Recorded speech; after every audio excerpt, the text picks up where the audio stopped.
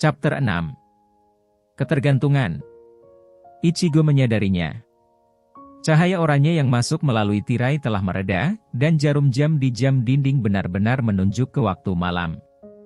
Terduduk di sofa di ruang tamu dan menatap kosong ke dalam kehampaan, Ichigo menyadari bahwa dia telah membiarkan waktu berlalu begitu saja.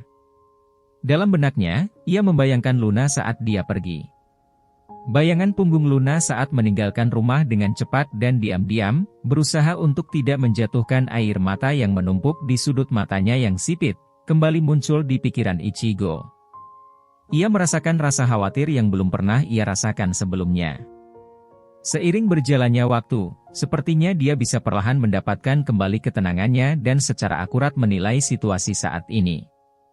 Dan hasilnya, kesadarannya. Aku benar-benar melakukannya, Ichigo bergumam penuh nada getir sambil menundukkan kepalanya meminta maaf. Lalu, dahinya membentur ujung meja di depannya. Setelah beberapa saat, ia mengangkat kepalanya sedikit dan membenturkan dahinya lagi. Lagi, dan lagi. Ichigo terus memukul-mukul keningnya. Hal tersebut menunjukkan seberapa kuat penyesalannya. Ia dipenuhi dengan penyesalan dan kebencian pada diri sendiri. Ichigo merasa malu pada dirinya sendiri karena ia yang jelas-jelas 10 tahunan lebih tua dari Luna, telah menolaknya dengan melontarkan kata-kata kasar karena emosi. Ichigo telah memaksakan rasa frustrasi di hatinya padanya. Ia berburuk sangka kalau Luna tidak peduli tentang Sakura, tentang kematian ibunya sendiri. Bagaimana mungkin bisa begitu? Ichigo kembali memikirkannya. Dia adalah putri kandung Sakura. Mana mungkin dia tidak peduli dengan kematian ibunya sendiri, bahkan jika dia berkata begitu. Bahkan bisa dibilang karena itu sangat menyakitkan, Luna berusaha menjaga keseimbangan dalam dirinya dengan mengambil sikap tegar dan periang. Tanpa mempertimbangkan perasaannya yang sebenarnya, Ichigo menilai mentalitas anak yang masih labil itu sebagai hal yang sembrono, dan menyerang dengan emosinya sendiri. Ichigo menyadari sikapnya terhadap gadis remaja yang sensitif. Apa yang harus kulakukan? Jika ia terus bertanya pada dirinya sendiri pertanyaan yang sama berulang-ulang, ia tidak bisa membuat kemajuan sama sekali. Dia harus menemukan solusi dan membuat perubahan. Ichigo bertanya-tanya apa yang harus ia lakukan. Tidak, hanya ada satu hal yang harus dilakukannya. Hari ini sudah larut malam, dan itu semua baru saja terjadi. Jika Ichigo mengunjungi Luna sekarang, dia akan marah dan mereka tidak bisa melakukan diskusi dengan kepala dingin. Mereka berdua membutuhkan sedikit lebih banyak waktu untuk menenangkan diri. Besok pagi, aku harus meminta maaf padanya. Ichigo membuat keputusan dan mengalihkan pikirannya tentang apa yang harus ia lakukan dengan bahan-bahan yang telah dia siapkan. Namun, jika dipikir-pikir, keputusannya tersebut justru menjadi sebuah kesalahan. Setelah mendapatkan kembali akal sehatnya, Ichigo seharusnya segera mengejarnya. Keesokan harinya. Aku sungguh minta maaf. Karena aku tidak apa-apa. Tolong jangan khawatirkan tentang itu. Sambil bersuara bernada rendah, Ichigo meminta maaf kepada orang di ujung telepon. Dari rumah, ia memberitahu orang-orang di kantor kalau ia akan mengambil cuti sakit. Dan tentu saja, ia sedang tidak sakit sama sekali. Hari ini sebenarnya hari kerja, namun, ia harus mengunjungi rumah Luna nanti. Dengan kata lain, ini cuma teknik tipu dayanya.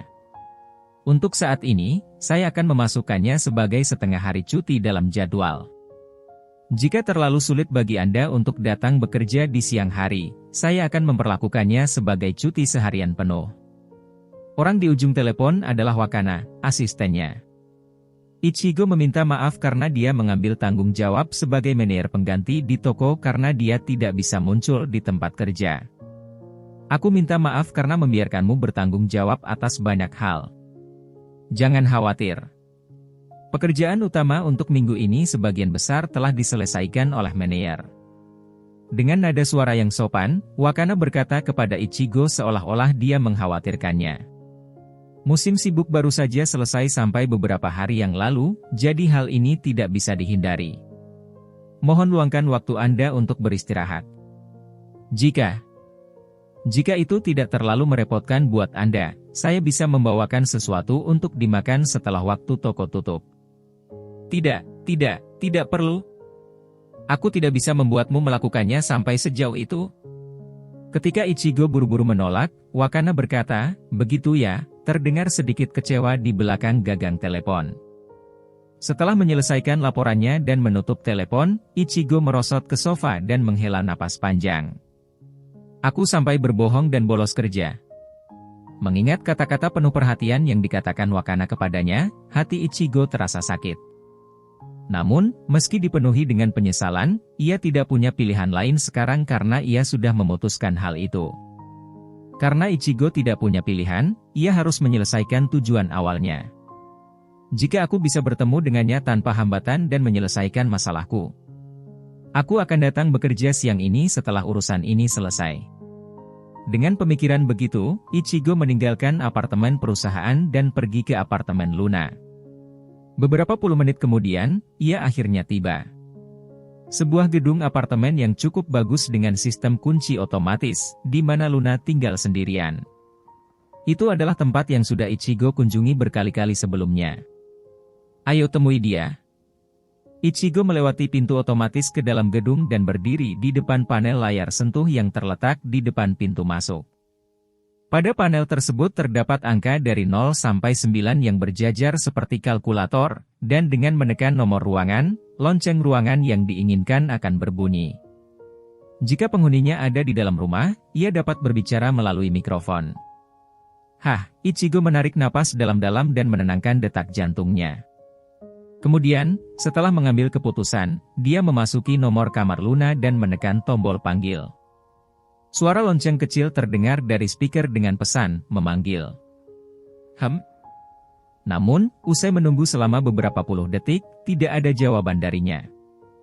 Ichigo menekan tombol panggil beberapa kali lagi, tapi Luna tidak menjawab. Mungkin dia tidak ada di rumah. Rupanya, Luna tidak ada di rumahnya. Ichigo penasaran apa dia sudah meninggalkan rumah untuk pergi ke sekolah.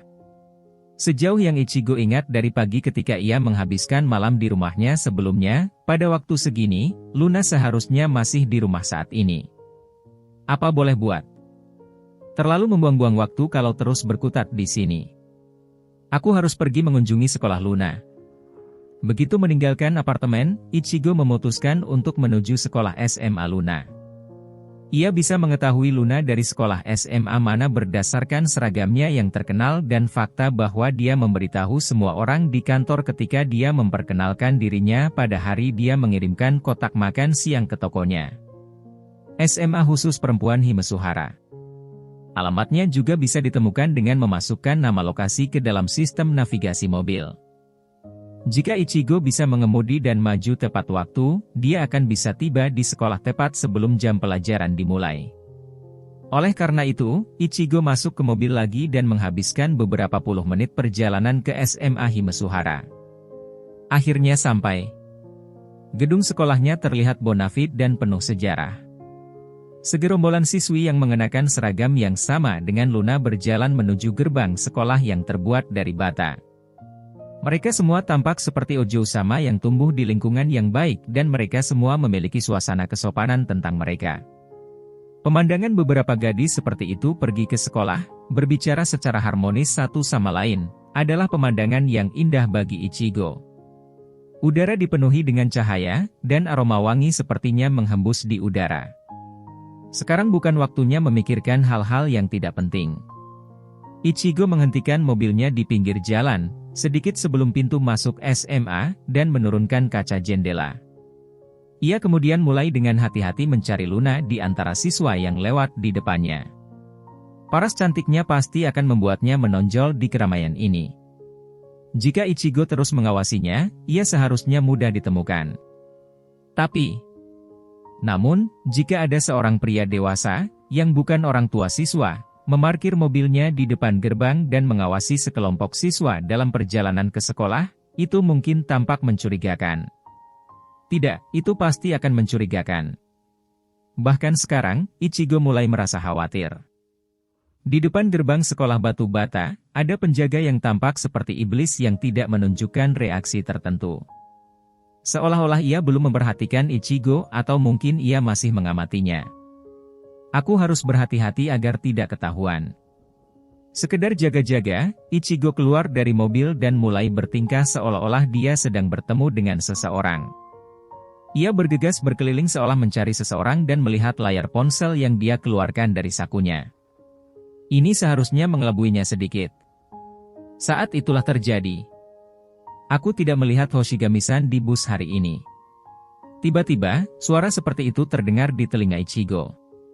Biasanya, aku selalu naik bus bersamaan dengan Hoshigami-san. Seorang siswi yang kebetulan melewati Ichigo, berkata dengan sangat menyesal. Hoshigami-san tentu saja, itulah yang dia katakan. Segera, tatapan mata Ichigo mengikuti para siswa yang sedang membicarakan percakapan itu. Ini salah satu saat di mana aku bisa berbincang-bincang dengan Hoshigami-san. Fuyuko, kamu sangat menyukai Hoshigami-san, kan? Aku penggemar beratnya.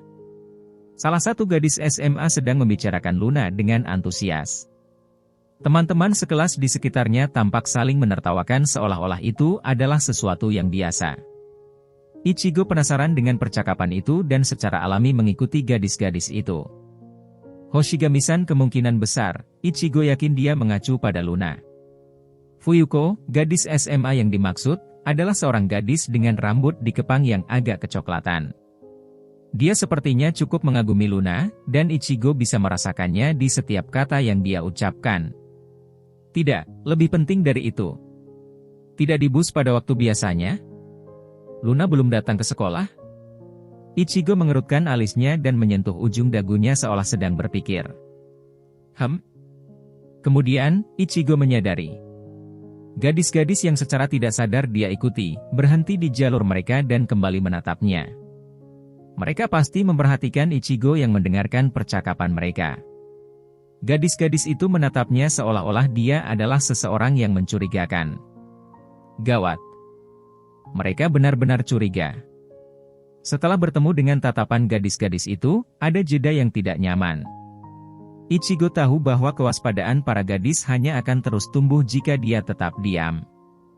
Mumpung sudah sampai sini. Namun, ia tidak bisa membiarkan petunjuk yang baru saja ia temukan lolos begitu saja, jadi Ichigo segera beraksi. Permisi, apa kamu punya waktu? Ichigo memanggil gadis-gadis dari sisinya. Gadis-gadis itu bergidik ketika mereka tiba-tiba didekati oleh orang yang mencurigakan. Apa? Gadis dengan rambut kepang, yang dipanggil Fuyuko, merespon saat dia melangkah mundur. Dia tampak sangat waspada dan benar-benar ketakutan. Seperti yang diharapkan dari seorang siswa sekolah Ojo Usama. Fakta bahwa Luna akan membiarkan dirinya begitu terbuka pada pria asing lebih tidak normal. Tapi itu selain intinya. Sekarang, bagaimana aku harus memulai ini? Ichigo memanggil mereka dan memulai percakapan, tapi ia tidak tahu bagaimana membuat mereka lengah. Ia langsung berpikir, dan akhirnya... benar juga. Dia menemukan pembukaan yang sempurna. Aku kenalan Hoshigami Luna-san, orang yang baru saja kamu bicarakan. Apa? Ketika Ichigo mengatakan ini, gadis-gadis SMA itu melebarkan matanya. Hubungan seperti apa yang Anda miliki dengan Hoshigami-san? Namun, mereka masih tidak lengah dan dengan hati-hati mengembalikan pertanyaan itu. Ichigo menjawab pertanyaan mereka dengan tenang. Hoshigami Luna-san, apa dia menyelinap keluar dari sekolah saat istirahat makan siang atau semacamnya akhir-akhir ini? Saat istirahat makan siang? Sekarang setelah Anda menyebutkannya, kemudian, seolah-olah dia punya ide, Fuyuko, gadis SMA berambut kepang menanggapinya. Aku disuruh merahasiakannya karena guru akan memarahi kami jika mereka tahu. Bagaimana Anda bisa mengetahui tentang ini? Bagus, pikir Ichigo sambil berbalik menghadap Fuyuko. Aku orang dari toko yang Luna datangi untuk berterima kasih. Dengan berani, Ichigo memberikan informasi yang orang lain tidak sebutkan sebelumnya. Dengan cara ini, dia bisa membuktikan legitimasinya dan tidak dicurigai. Datangi untuk berterima kasih. Kalau begitu, apa Anda mungkin orang yang menolong Hoshigami-san saat dia dalam masalah? Fuyuko berkata dengan terkejut. Rupanya, Luna juga telah memberitahu teman-teman sekelasnya tentang hari kejadian yang melibatkan Ichigo. Betul sekali. Ya, itu hanya kebetulan. Aku di sini untuk masalah lain, tapi kemudian aku mendengar nama yang aku kenal. Aku tidak tahu itu. Sungguh, suatu kebetulan. Gadis-gadis SMA menjadi bersemangat. Dan gadis-gadis itu benar-benar kebetulan yang luar biasa. Namun, Ichigo masih belum bisa merasa lega. Hoshigami-san tampak sangat senang ketika dia berbicara tentang bagaimana Anda membantunya ketika dia dalam masalah di depan stasiun. Hei! Tampaknya Luna telah membicarakan peristiwa itu kepada beberapa orang di sekitarnya. Ichigo tidak tahu apakah Luna naif atau tidak, tapi mungkin begitulah saat dirimu masih menjadi anak SMA. Hoshigami-san, dia benar-benar berusaha keras untuk berterima kasih kepada orang-orang. Dia sangat sopan, iya, kan? Tentu saja, itu karena dia adalah Hoshigami-san. Dengan sendirinya, gadis-gadis SMA yang mendengar cerita dari Ichigo sedang melakukan percakapan seperti itu. Dari apa yang Ichigo dengar dari percakapan mereka, sepertinya Luna memiliki reputasi yang baik di sekolah. Semua orang membicarakannya seolah-olah dia adalah siswa teladan. Ichigo merasa bahwa dia sama seperti Sakura di masa itu. Tapi Luna-san tidak ada di bus hari ini, kan? Ya, kami biasanya naik bus pada jam yang sama, tapi hari ini, jawab Fuyuko ketika ditanya dengan santai. Seperti dugaan Ichigo, Luna tidak berada di bus biasanya. Ini belum pernah terjadi sebelumnya, tapi kebetulan, mungkin dia sudah berangkat duluan ke sekolah. Hoshigami-san tidak terlibat dalam aktivitas klub, dan seharusnya tidak ada tugas yang mengharuskannya datang lebih awal. Gadis-gadis tersebut mulai khawatir. Oh, tidak, sudah hampir waktunya pelajaran dimulai. Kemudian, salah satu dari mereka melihat jam besar di dinding gedung sekolah dan berseru. Ichigo melihat sekeliling dan menemukan bahwa sebagian besar murid Himasuhara yang berjalan-jalan sudah pergi. Dan tanpa ia sadari, penjaga sekolah sudah menatapnya dengan waspada. Jadi begitu ya. Maaf sudah menghentikanmu. Jika kamu melihat Luna-san, bisakah kamu sampaikan salamku padanya? Ya. Ichigo kemudian mengucapkan terima kasih kepada mereka karena sudah berbagi cerita dengannya dan mengucapkan selamat tinggal. Setelah melihat gadis-gadis melewati gerbang sekolah, Ichigo masuk ke mobilnya dan mulai pergi. Tapi, berdasarkan informasi yang didapatnya sejauh ini, kemungkinan besar Luna tidak di rumah, dan juga tidak di sekolah. Kalau begitu, kemana Luna pergi setelah tadi malam? Pertanyaan tersebut mulai muncul. Tidak mungkin. Ia punya firasat buruk tentang ini. Ichigo memarkir mobilnya di sisi jalan dan mengeluarkan ponselnya dari kantongnya. Setelah menekan daftar kontaknya, dan di sana, ia mencari informasi kontak Luna yang telah dia tukarkan dengannya. Seharusnya aku melakukan ini dari awal. Ya betul sekali. Seandainya saja Ichigo memanggilnya begitu dia tahu bahwa dia tidak ada di rumah, daripada repot-repot pergi ke sekolahnya, tidak, sedari awal, ia seharusnya melakukannya tadi malam saat emosinya sudah mereda. Ia menyadari bahwa dirinya masih merasa kesal dengan dirinya sendiri. Ichigo tampaknya telah kehilangan ketenangannya yang biasa dan penilaian yang terkumpul. Ia bahkan tidak bisa mulai mempermalukan dirinya sendiri. Ichigo tanpa berpikir menekan tombol panggil dan menempelkan telepon ke telinganya. Nada dering ponselnya terus berbunyi. 10 detik, 20 detik, dan bahkan lebih lama dari itu. Tapi dia tidak menjawab. Seolah-olah waktu mengalir untuk selamanya, hanya melodi yang berulang yang bergema di kepala Ichigo. Tiba-tiba, deringnya terputus. Pihak lain mengangkat telepon. Halo? Ah. Ichikugiyama-san. Dari sisi lain telepon, Ichigo mendengar suara serak. Itu suara Luna. Luna-san, sekarang, kamu ada di mana? Dia tidak menggunakan kata-kata kasar seperti teguran, melainkan kata-kata lembut seperti peringatan. Mencoba untuk tidak memasukkan terlalu banyak emosi ke dalamnya, Ichigo bertanya pada Luna. Aku tidak tahu. Tidak tahu? Sejak tadi malam, aku sudah berjalan. Dan tanpa disadari. Luna rupanya sendirian dan sedang di tempat yang jauh. Akibat mengembara tanpa sadar setelah meninggalkan rumah Ichigo tadi malam, dia sepertinya berakhir di tempat yang tidak diketahui. Apa yang kamu lihat di dekatmu? Apa kamu melihat gedung-gedung tinggi? Ichigo menanyakan informasi tentang daerah sekitar di mana Luna berada sekarang.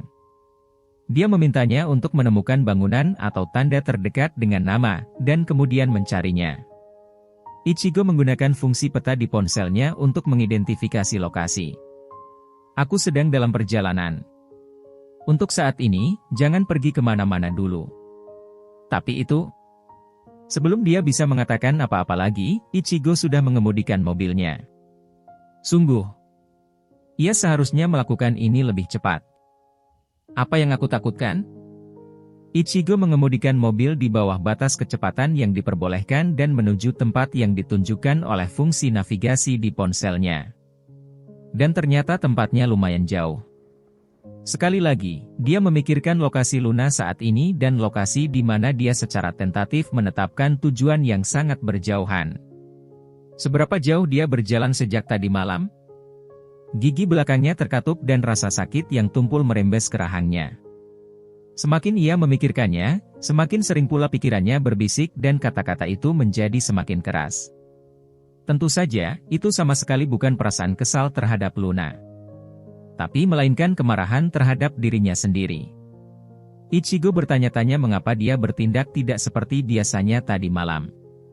Kenapa aku tidak segera mengejarnya? Kenapa aku tidak meneleponnya saat itu juga? Mengapa aku membuang-buang waktu seperti pergi ke apartemen di pagi hari untuk memeriksanya? Atau mencoba pergi ke sekolahnya lebih dulu? Ichigo merasa sangat marah pada dirinya sendiri karena begitu menyedihkan. Didorong oleh amarahnya, Ichigo menginjak pedal gas dan terus mengemudikan mobil. Ia tidak tahu sudah berapa lama ia mengemudi. Jauh dari pusat kota, fasilitas perkotaan dan pemandangan berangsur-angsur menghilang, ia akhirnya tiba di jalan pegunungan yang remang-remang yang tidak dapat diidentifikasi dimanapun. Meski hari masih siang, dia bisa tahu dari dalam mobil bahwa dedaunan yang lebat membuatnya redup seperti senja dan suasananya basah dan lembab. Tidak ada satu orang pun yang terlihat. Suara kepakan sayap serangga dan kadang-kadang, seekor binatang buas yang tidak dapat dikenali akan melintas di depan mobil dengan kecepatan tinggi. Tempat yang cukup terpencil dari keramaian. Itu bukan tempat yang bisa dicapai oleh seorang gadis SMA dengan berjalan kaki. Mungkin dia sampai di sini setelah naik beberapa transportasi. Ichigo terus mengemudi di sepanjang jalan pegunungan yang berkelok-kelok, memperkecil jarak dan perkiraan waktu yang ditampilkan pada peta di layar ponselnya. Pada akhirnya, itu dia. Mengemudikan mobilnya di jalanan aspal yang dipenuhi dedaunan dan buah beri, Ichigo menemukan seorang gadis berjongkok dengan punggung bersandar pada pagar pembatas untuk mencegah tubuhnya jatuh. Rambut hitam berkilau itu, Ichigo tahu kalau gadis tersebut adalah Luna. Tadi malam, dan pagi ini seharusnya, Ichigo melihatnya mengenakan seragam yang sudah dikenalnya. Dia masih berpakaian seperti kemarin. Ichigo memperlambat mobilnya dan berhenti di depannya. Luna menyadari hal ini dan mendongak dengan gusar. Wajah Luna terlihat pucat. Dia diselimuti warna tanah dan Ichigo bisa tahu hanya dengan melihatnya bahwa dia kelelahan baik secara fisik maupun mental. Tetap saja, usai melihat wajahnya, Ichigo merasa lega.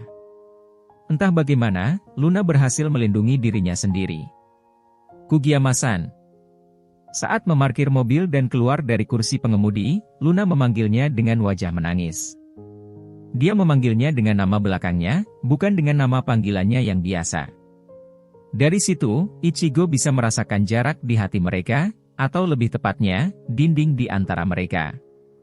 Seperti yang diharapkan Ichigo, dia juga pasti khawatir tentang apa yang terjadi tadi malam.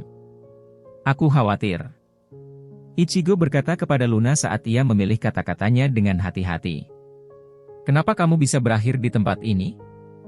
Untuk sekarang, ayo masuk ke mobil, bujuk Ichigo sambil mengulurkan tangannya. Perlahan-lahan, Luna meraih tangannya dan berdiri. Begitu menempatkannya di kursi penumpang mobilnya, Ichigo memutar balik dan mulai mengemudi ke arah yang berlawanan dari tempat ia datang.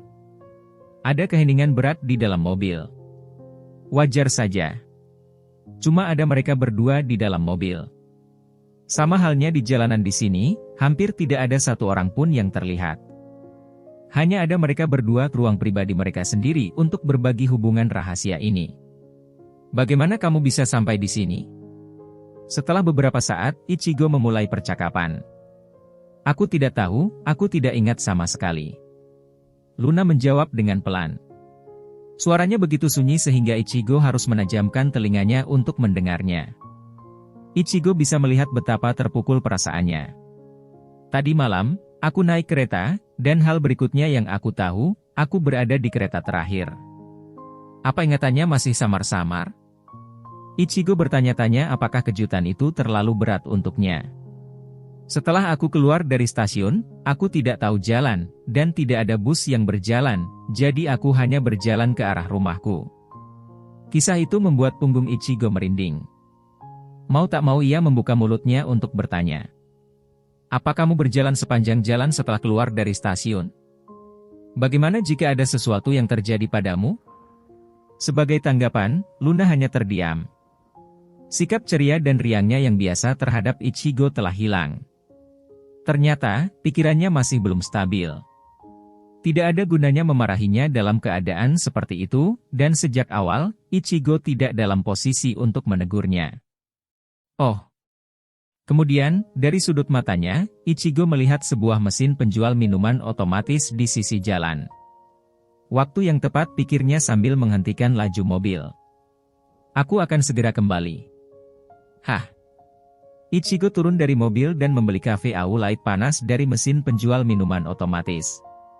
Saat kembali ke mobil, ia menyerahkannya kepada Luna. Sepertinya, kamu belum makan atau minum apa-apa sejak tadi malam, kan? Untuk mengganjal perut, kamu harus meminum gula. Itu akan menghangatkanmu. Luna mengedipkan matanya dengan tercengang selama beberapa saat dan menatap kafe au light di tangan Ichigo. Aku selalu minum kafe au light dari mesin kopi toko saat aku sedang bekerja. Itadakimasu. Dia mengangkat teh penarik dan mendekatkannya ke bibirnya. Dengan menyeruput, tenggorokan Luna bergemuruh, setelah itu, napas panas keluar darinya. Kulit pucatnya berubah sedikit merah seolah-olah kehidupan telah kembali padanya.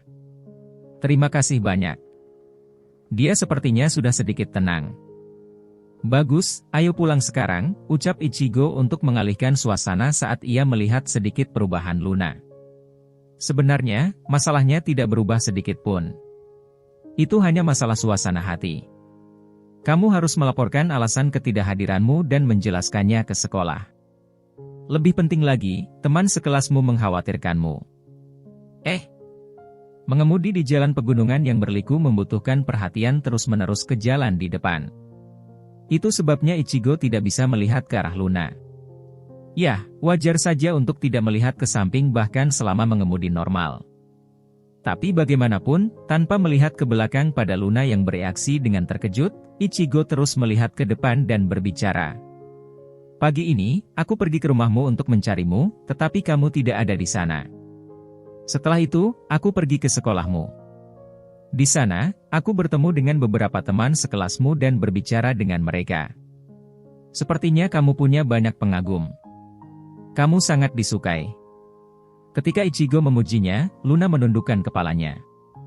Ekspresinya disembunyikan oleh rambut hitam panjang dan indah yang tergerai dengan mulus. Ichigo tidak bisa melihat langsung ke arahnya, tapi dia tidak terlihat tersipu.